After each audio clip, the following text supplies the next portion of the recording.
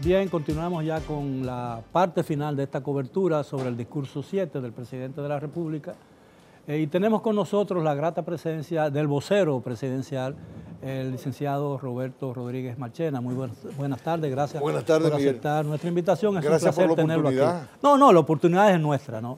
Evidentemente, a mí me pareció que la parte más emotiva del discurso presidencial, que duró alrededor de 2 horas y media, fue la parte última en la que intenta, y probablemente lo consiguió, tratar de tocar algunas fibras muy emotivas del corazón nacional, ¿no?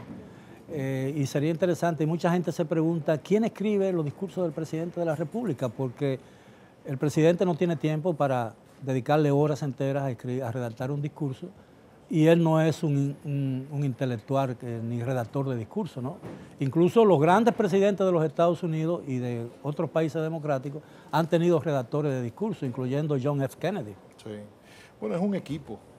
Lo que sí tú puedes tener la seguridad es que ese equipo lo conoce muy bien. Lo conoce muy bien porque ese Danilo Medina de todo el discurso que combina el elemento racional, lo fáctico, ¿verdad?, con lo emotivo, esa es su personalidad.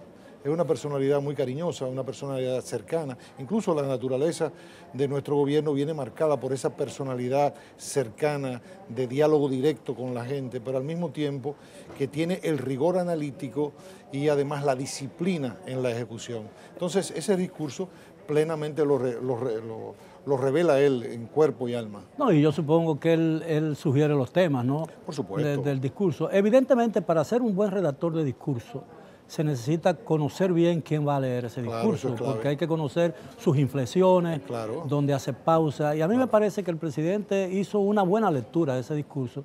Y en sentido general, independientemente de las objeciones de tipo político que se le puedan hacer al texto, a mí me pareció un texto muy correcto y muy oportuno y muy a tono con la fecha. La rendición de cuentas, él hizo una rendición de cuentas. Es evidente que no todo el mundo tiene que estar de acuerdo con ello, pero fue una rendición de cuentas. En un momento dado, el presidente no se agota leyendo este discurso porque realmente fue extremadamente largo y fue al final que le dieron agua. No, en varios momentos de su discurso, pues él aprovechó para tomar un poquito de agua. Sí, porque es un discurso agotador. Pero lo importante para mí del discurso es que él pudo hacer un ejercicio pedagógico. Su insistencia en los porqués, yo creo que tiene un gran valor en esta ocasión, porque muchas veces nos quedamos a mirar las cifras que muchas veces ya conocemos por los medios de comunicación, porque a todo lo largo del año...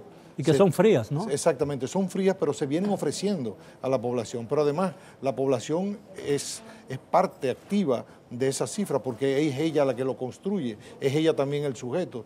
De modo que muchas de estas cifras eran conocidas por la población ya.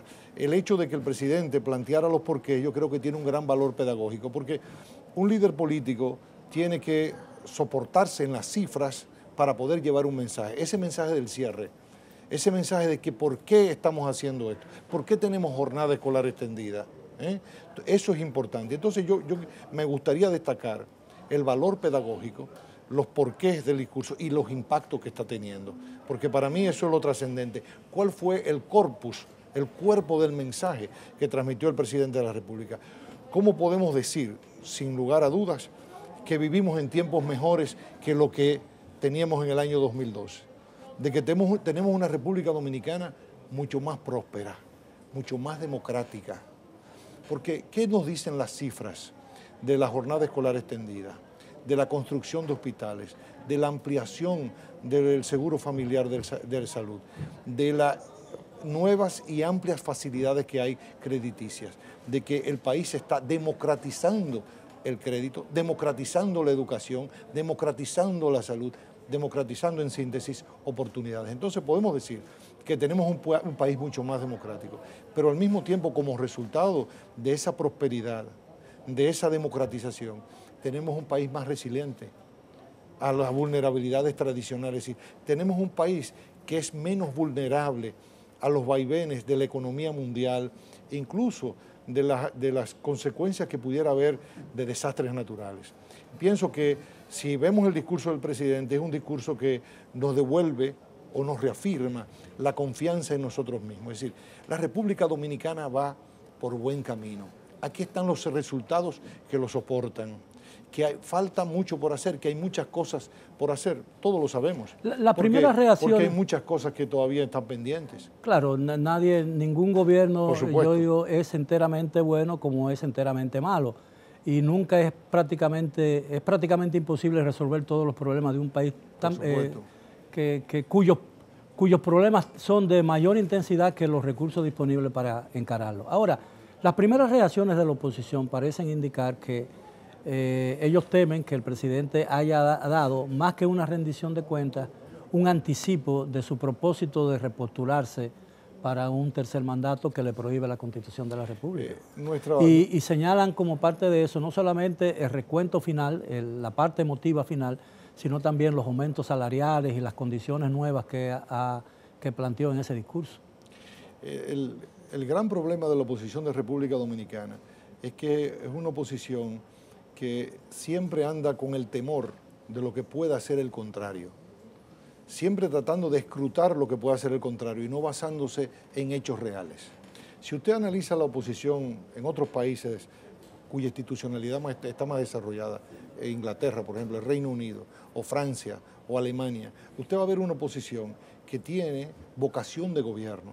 Y al tener vocación de gobierno, de gobernar y de representar poderes y sectores importantes, pues se enfoca en el hecho concreto, en los hechos concretos de la ejecutoria de gobierno, planteando que, ¿cómo lo puedo hacer mejor?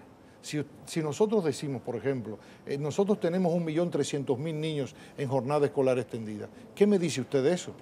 Usted negar, anular el valor de la jornada escolar extendida a 1.300.000 niños es una torpeza política y usted deja de aportar como oposición. Entonces, lamentablemente, la oposición en la República Dominicana no enriquece las oportunidades de que la población pueda visualizar más allá del gobierno. Entonces, sigue manteniendo al gobierno de turno como horizonte político y eso es lo que pasa. Entonces, ellos mismos quedan atrapados porque al localizar al gobierno como el horizonte político, pues evidentemente quedan atrapados ante el temor de que ese horizonte político vaya a permanecer. Pero es la primera vez que oigo a una persona del gobierno decir que la oposición carece de voluntad de poder, ¿no? De voluntad de gobierno. No, pero es que se manifiesta en eso. Es decir, quien tiene vocación de poder, lo primero es que está en contacto con la gente y sabe cuál es el sentir de la gente.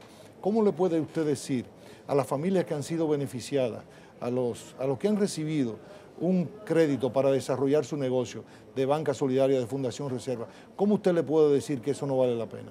¿Cómo usted puede decirle a una madre que tenga a su hijo en jornada escolar extendida que eso no funciona? ¿Cómo usted puede decirle que los cursos de Infotep son un verdadero disparate? Entonces, negarlo todo no aporta, no enriquece. Entonces, ahí están atrapados. Entonces, eso es lo que revela que no hay una verdadera vocación de poder, sino una vocación de negar la impronta del otro. Y ahí están sumidos en eso. Algunas de esas reacciones iniciales también se refirieron a vacíos en el discurso presidencial. No se refirió al tema de la corrupción, no se refirió al tema de la deuda externa, no se refirió a otros temas que han ocupado espacios importantes en los medios de comunicación últimamente.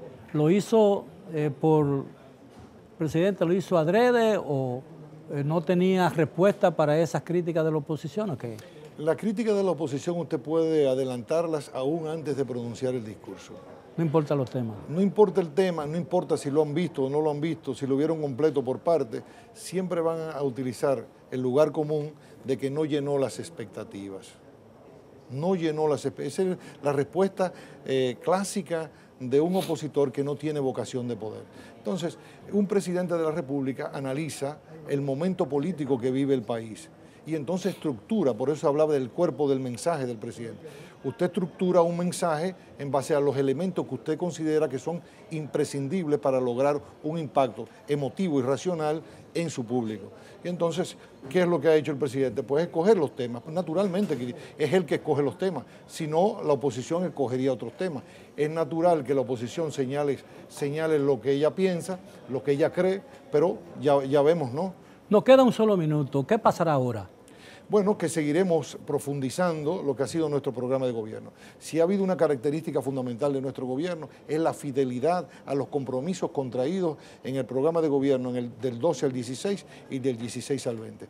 Miguel y el público que nos ve, si damos seguimiento a las ejecutorias del gobierno y la comparamos con el programa de gobierno, vamos a ver una clara lealtad, una clara línea de mando del programa hacia las ejecutorias. Vamos a continuar y vamos a profundizar. Nosotros decimos que el año 2019 será todavía mejor de lo que fue el año 2018. Hay toda una obra acumulada en estos 6 años que tiene un indiscutible valor, que nos permite a nosotros reafirmar de que recibimos un país, una sociedad, y hemos mejorado las oportunidades y el bienestar de esa sociedad. Eso es indiscutible. Que usted pueda observar algunos aspectos que usted no está de acuerdo, eso siempre es posible. Y además siempre es real, siempre hay cosas que se pueden mejorar. Pero lo que no hay duda es que vivimos tiempos mejores a los que había en el año 2012 y de que este gobierno ha demostrado que sus políticas funcionan. Eso no hay duda, las políticas funcionan. De modo que lo que funciona hay que continuarlo. Si vamos a seguir continuando y profundizando el compromiso. Por ejemplo, en el caso de la jornada escolar extendida, el presidente ofrecía la cifra de que un 68% del universo de los estudiantes dominicanos está en jornada escolar extendida y que nuestro propósito para el 2020 es completar el 100%. Y así hay otras metas que tienen que ver con todo esto. En el caso del 911 ya alcanzamos el 74% y la vocación nuestra es que para el 2020 todo el territorio nacional, toda la población dominicana pueda ser susceptible de ser atendida por el 911. Cosas como esas, ¿no? Bueno, licenciado, muchísimas gracias. Se va rápido el tiempo. Sí, gracias, así Miguel. es. No, muchísimas gracias por la amabilidad de aceptar nuestra invitación. Ha sido todo por hoy en lo que tiene que ver con esta cobertura sobre el discurso número 7 del presidente de la República. Siga con nosotros en CDN, volvemos con más asuntos de su interés.